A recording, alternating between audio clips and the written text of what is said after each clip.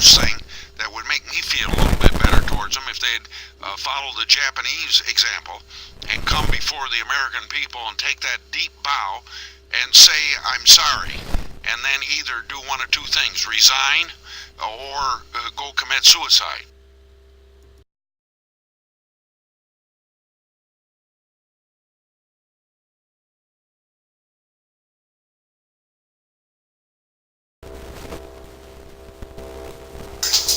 And Ryan, I want to ask you about the growing outrage this morning over AIG getting paid bonuses. Well, now we're hearing that Wall Street's reportedly looking for ways to sidestep federal caps on compensation.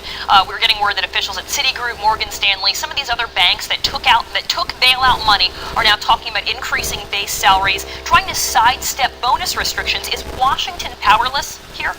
Well, I don't think they are. I think there's new proposed legislation to make sure that a lot of these additional retention awards are as much as 95% taxable, so they can make sure this money goes back to the American people.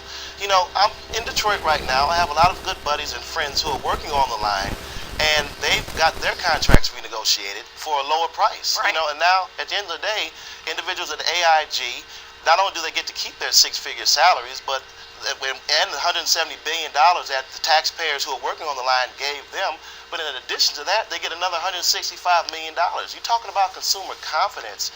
This actually makes individuals who are working on the line say, you know what, those who have and those who do not have as much as those who have are very discouraged.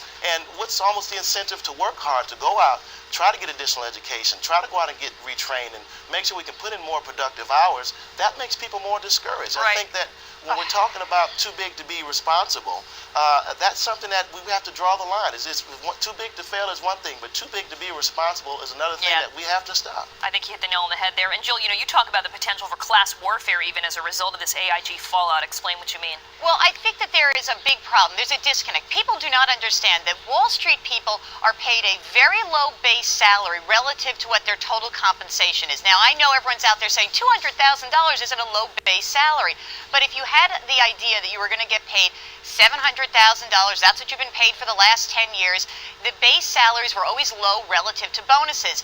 This is a legacy effect. When Wall Street firms were partnerships, the partners took low base salaries and split all the profits.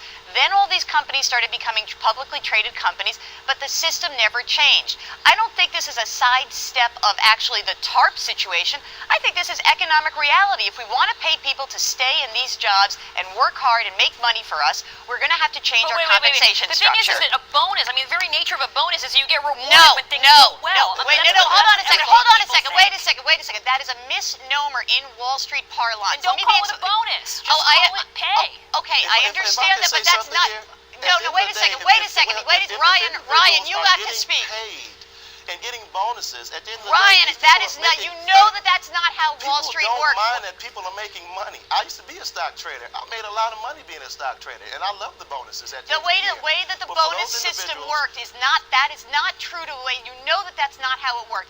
People's compensation was different. No, I get what you're saying. It's just a hard sell when the company's not even viable. The company would not exist if the federal government wasn't propping it up, and the people are getting bonuses anyway.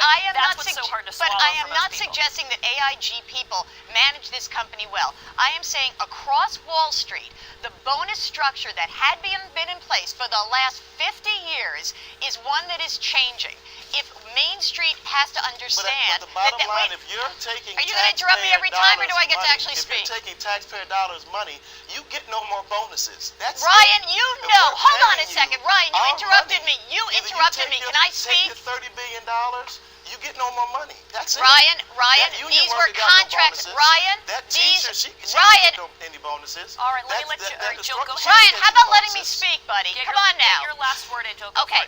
These are contractual obligations. I will be very surprised if the government is able to claw these back. I am not suggesting that we should be proud of this, but when you have a contract, those guys who are saying... What about the UAW contracts? They just got their salaries reduced the other day. What about those contracts? Ryan, we gave the TARP... There was no outrage then. You know what, Ryan? This is the last time we're going to speak together.